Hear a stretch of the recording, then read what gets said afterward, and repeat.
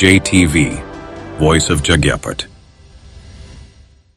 నమస్కారం. వార్తలకు స్వాగతం. ముందుగా ముఖ్యాంశాలు. కేంద్ర మంత్రి కిషన్ రెడ్డి మీడియా సమావేశం, పలు అంశాలపై వివరణ.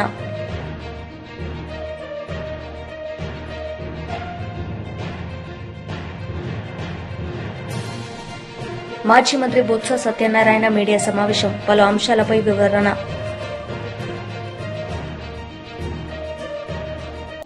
కేంద్ర మంత్రి కిషన్ రెడ్డి మీడియా సమావేశం నిర్వహించారు. ఈ సందర్భంగా పలు అంశాలపై ఆయన మాట్లాడారు. నేను ప్రధానమంత్రి నరేంద్ర మోడీ గారికి హృదయపూర్వకమైనటువంటి ధన్యవాదాలు తెలియజేస్తున్నాను. దేశంలో ఒక సానుకూలమైనటువంటి మార్పుకు ఈ కులగణన చరిత్రాత్మకమైనటువంటి చరిత్ర పుటలలో చిరస్థాయిగా నిలిచిపోతుంది. నిన్న కేంద్ర ప్రభుత్వం తీసుకున్నటువంటి నిర్ణయం తర్వాత ప్రతిపక్ష పార్టీలు రాజకీయపరమైనటువంటి నాటకాలకు తెరలేపుతా ఉన్నారు.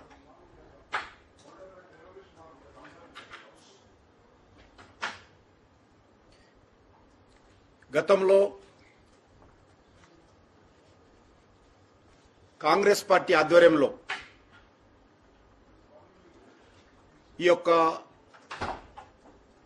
బీసీ రిజర్వేషన్ సంబంధించి అనేక రకాల కుట్రలు కుతంత్రాలు చేయడం జరిగింది. ముస్లింలందరినీ కూడా మతం పేరుతో బీసీలో చేర్చడము,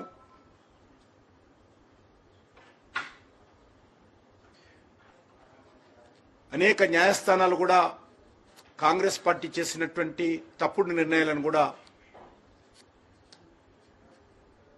మనం చూశాము. ఇటీవల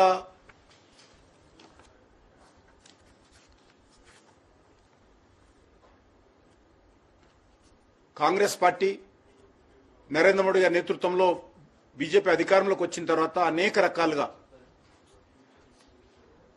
షెడ్యూల్ క్యాస్ట్, షెడ్యూల్ ట్రైబ్ కి సంబంధించినటువంటి రాష్ట్రపతుల ఎన్నికలను కూడా వ్యతిరేకించిన విషయాన్ని ఈ సందర్భంగా మనవి చేస్తా ఉన్నాను. ఎస్సీ అయినటువంటి రామ్నాథ్ కోవింద్ గారు కానీ, ఎస్టీ మహిళ అయినటువంటి శ్రీమతి ద్రౌపది ముర్ము గారి యొక్క అభ్యర్థిత్వాలను వ్యతిరేకిస్తూ పోటీ చేసిన విషయాన్ని ఈ సందర్భంగా మనవి చేస్తా ఉన్నాను. ముఖ్యంగా నరేంద్ర మోడీ గారి ప్రభుత్వము ఎస్సీ కేటగరైజేషన్ అనేక సంవత్సరాలుగా, గత 40-50 సంవత్సరాలుగా పెండింగ్ లో ఉన్నటువంటి సమస్యకు పరిష్కార మార్గం కనుగొనే దిశలో కేంద్ర ప్రభుత్వం తన వైఖరిని సుప్రీంకోర్టులో స్పష్టంగా విన్నవించిన తర్వాత ఈరోజు ఎస్సీ కేటగరైజేషన్ కు మార్గం సుగమమైంది. స్వాతంత్రం వచ్చిన తర్వాత మొదటిసారి ఈరోజు ఎస్సీ కేటగరైజేషన్ ను ముందుకు తీసుకోవడం జరిగింది. అంతేకాకుండా స్వాతంత్రం వచ్చిన తర్వాత మొదటిసారి బీసీ సామాజిక వర్గాల నుంచి భారతీయ జనతా పార్టీ ప్రధానమంత్రిగా నరేంద్ర మోడీ గారిని నిర్ణయించడం, అటువంటి కనీసమైనటువంటి ఇంగిత జ్ఞానం లేకుండా కాంగ్రెస్ పార్టీ నరేంద్ర మోడీ గారిని ఏ రకంగా చిన్న జాతి అని, తక్కువ కులమని, కులం పేరుతో దూషించినటువంటి చరిత్ర కాంగ్రెస్ పార్టీదని సందర్భంగా మనవి చేస్తా ఉన్నాను.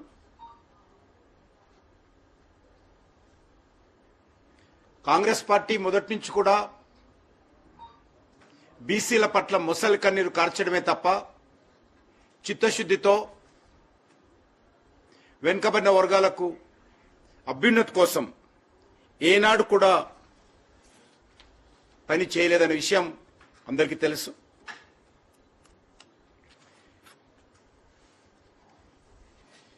రెండు 2018లో నరేంద్ర మోడీ గారు మొదటిసారి ప్రధానమంత్రి అయిన తర్వాత బీసీ కమిషన్కు రాజ్యాంగబద్ధంగా పార్లమెంటులో చట్టాన్ని ఆమోదింపచేసి బీసీ కమిషన్కు చట్టబద్ధత చేసినటువంటి ఘనత ఈరోజు భారతీయ జనతా పార్టీకి దక్కుతుంది. అదేవిధంగా అన్ని వర్గాలకు న్యాయం. మాజీ మంత్రి బొత్స సత్యనారాయణ మీడియా సమావేశం నిర్వహించారు. ఈ సందర్భంగా పలు అంశాలపై ఆయన మాట్లాడారు. దుర్మరణానికి కారణం పూర్తిగా ప్రభుత్వ తాలూకా వైఫల్యం. ప్రభుత్వం తాలూకా నిర్లక్ష్య వైఖరి. ప్రభుత్వంలో ఉన్న పెద్దల తాలూకా ప్రచార ఆర్భాటం.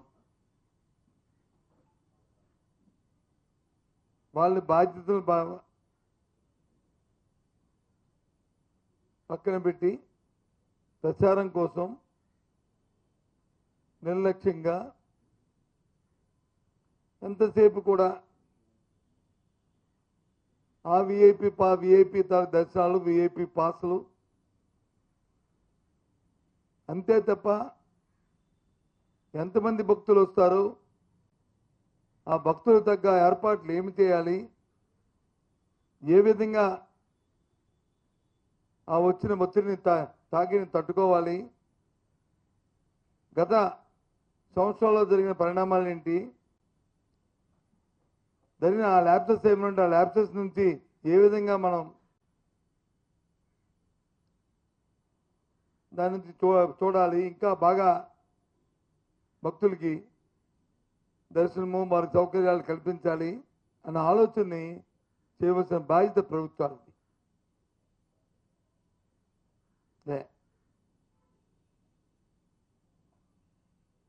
నిన్నటి రోజున ఈ జరిగిన సంఘటన పట్ల తెలిసిన వెంటనే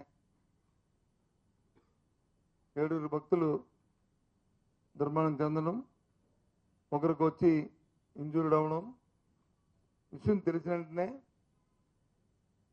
మా నాయకుడు జగన్మోహన్ రెడ్డి గారు ఉట్టిన అక్కడి నుంచి బయలుదేరి వచ్చి ఆ కుటుంబాన్ని పరామర్శించి వాళ్ళని ఓదార్చి, ఎందుకని యంగ్ కపుల్ నేను చూసాం, వాళ్ళు చూస్తే ఉదయం దవించిపోయింది. 29 సంవత్సరాలు ఉన్న అమ్మాయి, 32 సంవత్సరాలు ఉన్న అబ్బాయి, ఆ కుటుంబానికి ఆధారమైన వాళ్ళు. అదే కుటుంబంలో ఇంకో 2 వాళ్ళని వాదార్చి, కుటుంబాన్ని వాదార్చి వెళ్ళిన నేపథ్యం. ఎందుకు చెప్తున్నానంటే మీకు చూసాను నిన్నగాక ఒక వారం 10 రోజుల కింద, సో బహుశా 10 రోజులు అవుతుంది అనుకుంటా. ఆ రోజు పత్రికలో చూశాను 5 మంత్రులు వస్తున్నారు, వాళ్ళు వచ్చి సింహాచలం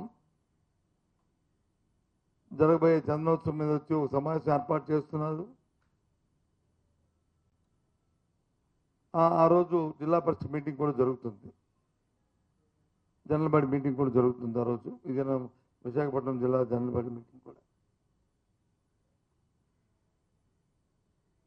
దీని మీద తగు సూచనలు సలహాలు ఇచ్చి తగు నిర్ణయాలు తీసుకుంటారని పత్రికలో చదివా. ఆ మన్నాడు మళ్ళీ చూశాను, రాత్రి టీవీలోనూ పత్రికలో చూశాను. ఆ సమావేశంలో ఆ మంత్రులు ఇచ్చిన స్టేట్మెంట్లు ఏంటంటే,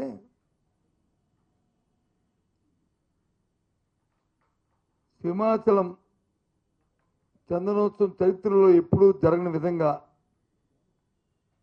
ఈ ప్రభుత్వం 5 మంత్రుల్ని తో సమీక్ష జరపమని చెప్పింది. 5 మంత్రులు సమీక్ష చేస్తున్నాం. ఈ చందనోత్సవంలో ఏదైతే వస్తున్న వేలాది మంది లక్షాది మంది భక్తులకి చేసే కార్యక్రమాల మీద నిర్ణయాలు తీసుకున్నాం. ఎప్పుడు కనివిని చరిత్రలో జరగలేదని ఆర్భాటంగా చెప్పుకున్నారు మంత్రులు. ప్రతిరోజు చూశాను కూడా. ఆ సమావేశం కూడా ఎక్కడ జరిగిందంటే విశాఖపట్నం కలెక్టరేట్లో కానీ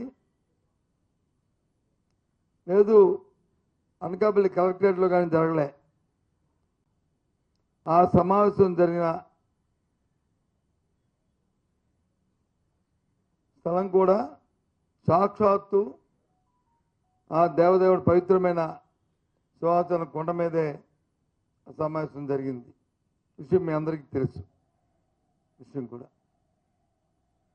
సమావేశం అయిన తర్వాత ఇచ్చిన మంత్రులు ఇచ్చిన స్టేట్మెంట్ ఇది. దాని పర్యవసానం కనీ విని జరగని విధంగా సమావేశం జరిపిన తర్వాత తెలంగాణ భవన్లో బీఆర్ఎస్ ముఖ్య నేతలు మేడే వేడుకలు ఘనంగా నిర్వహించారు. ఈ సందర్భంగా వారు మాట్లాడారు. కేసీఆర్ గారే పెట్టిండ్రు. అదే అంబేద్కర్ సచివాలయంలో మొట్టమొదటి సంతకం కూడా కాంట్రాక్ట్ ఎంప్లాయీస్ అందరినీ పర్మనెంట్ చేయాలని చెప్పి జీవో 16 తీసుకొస్తే ఆ జీవో 16ని ఇలా కొట్టేస్తే ప్రభుత్వం చీమ కుట్టినట్టేం లేదు. ఒక ప్రభుత్వం ఇస్తే రెండో ప్రభుత్వం వెంటనే దాన్ని ఆదుకోవాల్సి ఉంటుంది.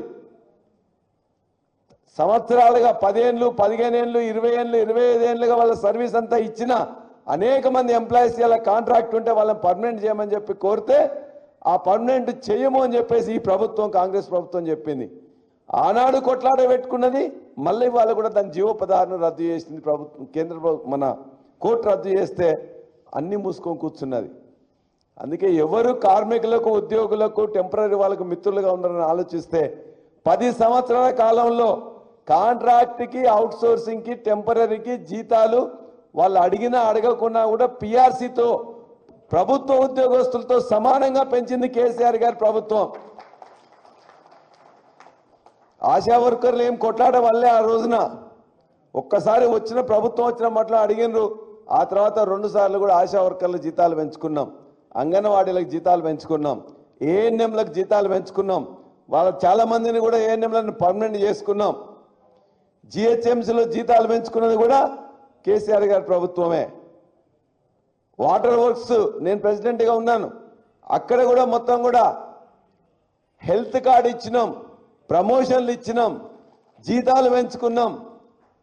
అవుట్సోర్సింగ్ కాంట్రాక్ట్ ఉన్న వాళ్ళకు కూడా జీతాలు పెంచుకున్నాం.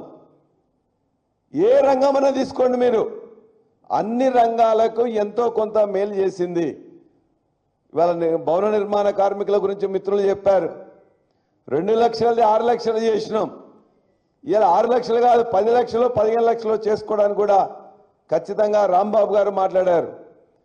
వారు మెన్షన్ చేసిన ఏది కానీ అది ఏ సమస్య అయినా, అది ఆశా వర్కర్లైనా, ఆశా వర్కర్లు వాళ్ళు ఇక్కడికి వస్తే వాళ్ళని ఇష్టం వచ్చినట్టు ప్రవర్తిస్తే అసెంబ్లీలో మెన్షన్ చేయడమే కాకుండా హాస్పిటల్ పోయి వాళ్ళ తరఫున నిలబడి కొట్లాడింది ఇవాళ బీఆర్ఎస్ పార్టీ తప్ప మరెవరు రాలే.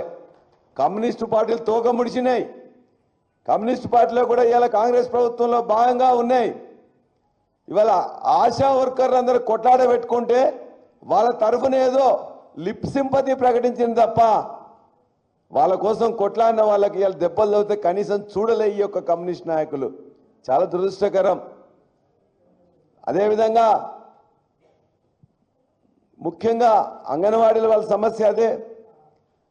ఇవాళ చాలామంది హమాలి వర్కర్లది కానీ లేక ముఖ్యంగా ట్రాన్స్పోర్ట్ వర్కర్లు లేకపోతే ఆటో వర్కర్లు, ఆటో మిత్రులందరూ కూడా 2023 కంటే ముందు పాపం వచ్చిన వాళ్ళు అడిగిన వాళ్ళు అందరికీ కూడా చెప్పింది కాంగ్రెస్ పార్టీకి ఓటేయాలని.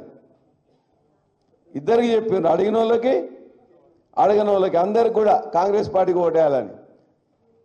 పాపం వాళ్ళు ఓటేసినందుకు వాళ్ళకి శిక్షగా 6 లక్షల మంది ఉద్యోగస్తులు ఉంటే, వాళ్ళ యొక్క ఎంప్లాయీస్ ఉంటే 6 లక్షల మంది కోసం వాళ్ళ మొత్తం ఇమ్మీడియట్గా వాళ్ళకి కట్ అయిపోయింది. వాళ్ళు ఇబ్బందులు పడ్డది ఎవరంటే ఆటో కార్మికులు. ఎవరున్నారు ఆటో కార్మికుల్లో? బీద బిక్కి దళిత బహుజన వర్గాలే ఉన్నారు. చదువుకున్న వాళ్ళు కూడా ఊర్లో ఉద్యోగం లేదని చెప్పేసి అంటే ఇక్కడికి వచ్చి ఏదో గౌరవంగా ఉంటుంది ఆటో నడుపుకుంటాం అని చెప్పేసి ఆటో కొనలేక కిరాయి తీసుకున్నారు. కిరాయి తీసుకుంటే కిరాయి పెట్రోలు చివరికి వాళ్ళకు మొత్తం బత్తాయితో ఒక 1000 రూపాయలన్న వస్తే పోతారు. కానీ ఇలా 500-600 కూడా వచ్చే పరిస్థితి కూడా లేని పరిస్థితి ఉంది. వాళ్ళ కోసం మేము అడిగితే మా మీద డ్రామా చేస్తున్నా అని చెప్పేసి వాళ్ళు మాట్లాడాను. మేము చెప్పినా మేము అడిగింది కాదు, నువ్వు ఏదైతే మేనిఫెస్టోలో చెప్పినావో కనీసం 12,000 రూపాయలు వాళ్ళు లోన్ తెచ్చుకొని కొనుక్కుంటే ఈఎంఐ కట్టలేకపోతుంది. మాజీ మంత్రి చెల్లుబోయిన వేణుగోపాలకృష్ణ మీడియా సమావేశం నిర్వహించారు. ఈ సందర్భంగా పలు అంశాలపై ఆయన మాట్లాడారు. జనగణన అంటే జనాభా లెక్కల్ని చేసేటువంటి ఒక ప్రక్రియ.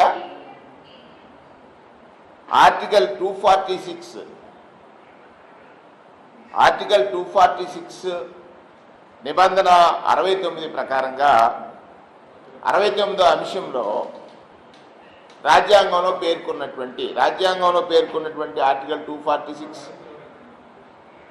69వ అంశంలో కేంద్ర ప్రభుత్వమే జనాభా లెక్కలు చేయాలనేటువంటిది ఉంది. ఈ జనాభా లెక్కలు ప్రారంభం ఎప్పుడైనవి అని ఒకసారి చరిత్రలోకి వెళ్ళినప్పుడు ఆనాడు రాష్ట్ర ముఖ్యమంత్రిగా జగన్మోహన్ రెడ్డి గారు ఈ కులగణన ప్రక్రియ దేశంలో మొట్టమొదటిగా చేయాలని ప్రతిపాదించారు 2021వ సంవత్సరంలో. ప్రతి 10 సంవత్సరాలకు జరిగేటువంటి జనగణనలో కులగణన చేర్చాలనేటువంటి ప్రతిపాదన చేస్తూ నాడు శాసనసభలో శాసన మండలిలో ఒక తీర్మానాన్ని ప్రతిపాదించి ఏకగ్రీవంగా ఆమోదించిన తీర్మానం కేంద్రానికి నివేదించడం జరిగింది. అయినప్పటికీ కూడా ఈ రాష్ట్రంలో ఉన్నటువంటి కులాల యొక్క కోరిక వారు తెలుసుకున్న తర్వాత అసలు ఏమిటి కులగణన వల్ల ప్రయోజనాలు అనేటువంటిది ఆయన ఆలోచన చేసి కులగణన ఎప్పుడు ప్రారంభమైంది? 1872లో మొట్టమొదటిసారి కులగణన ప్రారంభం భారతదేశంలో 1872లో ప్రారంభమైంది. 1872లో ప్రారంభమైనటువంటి కులగణన జనాభా లెక్కలు 81 నాటికి క్రమబద్ధీకరింపబడ్డాయి. 1881లో క్రమబద్ధీకరింపబడ్డాయి. 1881లో క్రమబద్ధీకరింపబడినటువంటి జనాభా లెక్కలు 1891, 1901, 1911, 1921, 1931. 1931కి చివరిసారి కులగణన జరిగింది. జనగణనతో పాటు కులగణన జరిగినటువంటి చివరి లెక్కలు 1931. అప్పటికి ఇంకా స్వాతంత్రం లభించలేదు. అప్పటికి మన దేశ జనాభా 30 కోట్లు. ఇప్పటి పాకిస్తాన్, బంగ్లాదేశ్తో కలిపి మన దేశ జనాభా 30 కోట్లు. 1941లో కూడా జనగణన జరిగింది. 39 నుంచి 45 వరకు సెకండ్ వరల్డ్ వార్ ఉన్నటువంటి కారణం చేత ఆ గణన చేసేటువంటి ప్రక్రియలో బ్రిటిషర్స్ ఎక్కువ పాల్గొన్న కారణం చేత వాటిని ఎక్కడా కూడా బహిర్గతం చేయలేదు. చివరిసారిగా మన దేశంలో 1931లోనే కులగణన జరిగినటువంటి చరిత్ర. స్వాతంత్ర్యానంతరం 1951 నుండి ప్రతి 10 సంవత్సరాలకి ఎస్సీ ఎస్టీలని మినహాయించి మిగిలిన అన్ని కులాలని గంపగుత్తగా లెక్క వేయటమే ఈ దేశంలో ఒక ప్రక్రియగా జరిగిందనేటువంటి విషయాన్ని కూడా మీ ద్వారా ప్రజానీకానికి తెలియజేస్తా ఉన్నాను. అంటే 1951లో జనగణన జరిగింది. 1961లో జనగణన జరిగింది, 1971లో జరిగింది, 1981లో జరిగింది, 1991లో జరిగింది, 2001లో జరిగింది, 2011లో జరిగింది. కానీ 2021లో జరగాల్సినటువంటి జనగణన కరోనా కారణం చేత వాయిదా పడింది. ఆ సందర్భంలో బీసీలలో ఎక్కువగా కులగణన జరగాలి ఈ దేశంలో, అంటే ఎక్కడా లభ్యత లేనటువంటి పులుల లెక్కలు కూడా తీస్తున్నటువంటి పులులు ఇత్యాది అనేకమైనటువంటి జంతువుల లెక్కలే ఈ దేశంలో ఉన్నాయి.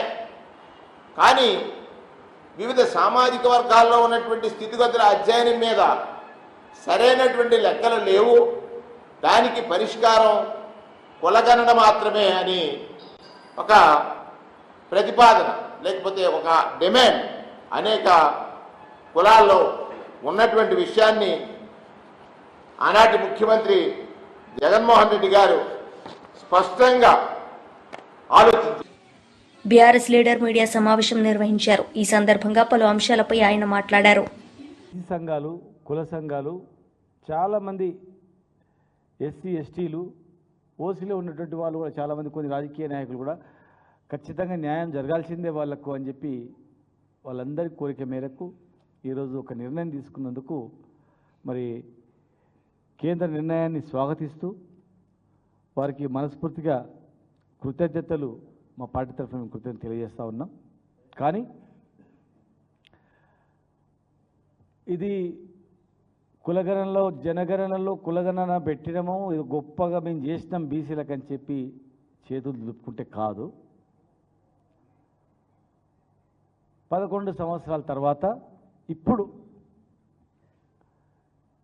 దేశవ్యాప్తంగా ఇక్కడ బీఆర్ఎస్ పార్టీ ఆధ్వర్యంలో మేమందరం కూడా తమిళనాడు పోయి అక్కడ స్టడీ చేసి తమిళనాడు నుంచి అనేక అంశాలు దేశవ్యాప్తంగా ఈ మోడల్ ఉండాలని చెప్పి మాట్లాడడం, ఇక్కడ బీసీ సంఘాలు కూడా అడగడం, ఇక తప్పని పరిస్థితుల్లో చేయాలని చెప్పి అలా చేయడం, ఏది ఏమైనా వారికి స్వాగతిస్తూ దీన్ని వెంటనే చేయాలని చెప్పి మేము డిమాండ్ చేస్తూ ఉన్నాం. వెంటనే మొదలు పెట్టాలి. తర్వాత చట్టసభలో రిజర్వేషన్ కూడా జనాభా ప్రాతిపదిక మీద చట్టసభలు కూడా ఇమ్మీడియట్గా రిజర్వేషన్ కలిగించాలి. జనగణన చేసినా అయిపోయింది, ఇంత సంఖ్య ఉందని చెప్తే కాదు. మాకు కావాల్సింది గౌరవం దక్కాల్సింది చట్టసభలలో రిజర్వేషన్ వచ్చినప్పుడే, హక్కు వచ్చినప్పుడు మాత్రమే గౌరవం దక్కుతుంది.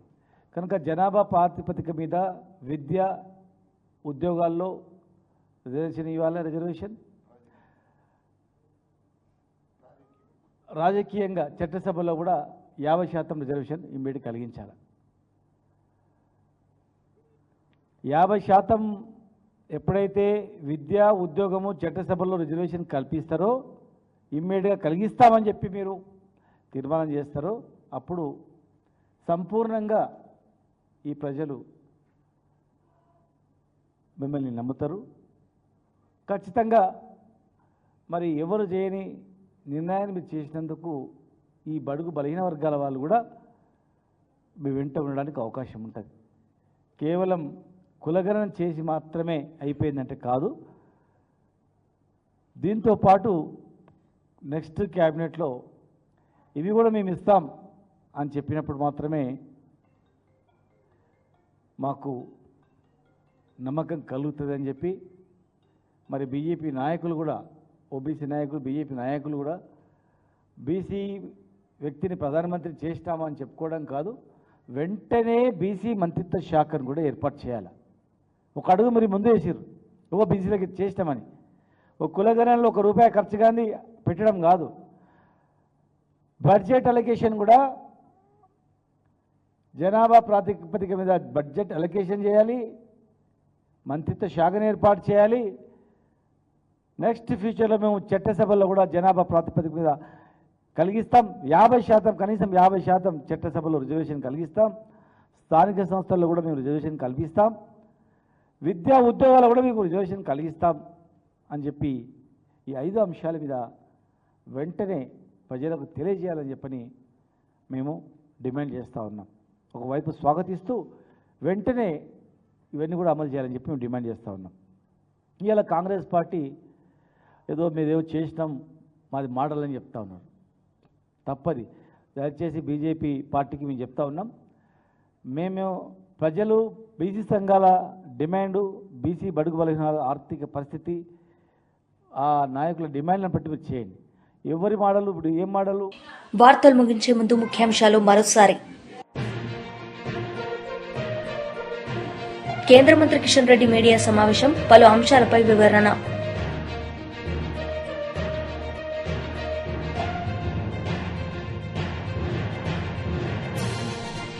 మాజీ మంత్రి బొత్స సత్యనారాయణ మీడియా సమావేశం, పలు అంశాలపై వివరణ.